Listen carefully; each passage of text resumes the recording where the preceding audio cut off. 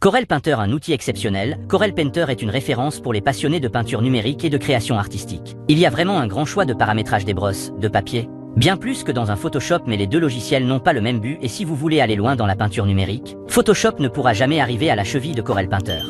Blender est un logiciel libre de modélisation, d'animation par ordinateur et de rendu en 3D, dont le développement a débuté en 1994. Depuis 2019, Blender est de plus en plus prisé par les entreprises du secteur de l'animation 3D, telles qu'Epic Games, Ubisoft. Avec Blender, vous pouvez modéliser des objets 3D, faire de la sculpture, faire des animations. Indiscutablement le logiciel libre de manipulation d'images le plus renommé, GIMP bénéficie du soutien d'une communauté passionnée et engagée qui le maintient depuis plusieurs décennies.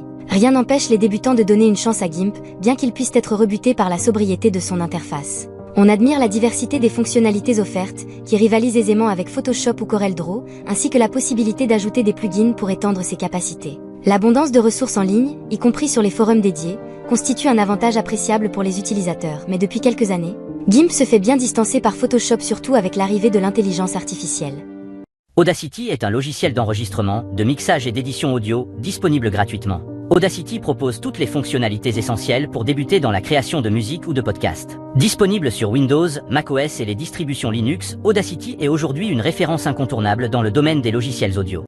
Inkscape est un logiciel de dessin vectoriel open source qui permet de concevoir et de modifier des images vectorielles telles que des illustrations, des icônes, des logos ou des schémas.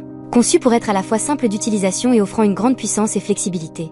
Inkscape se base sur le format standard SVG pour une compatibilité optimale avec les autres logiciels et plateformes. Inkscape ne fait pas aussi bien que Illustrator, mais c'est déjà pas mal pour un logiciel gratuit.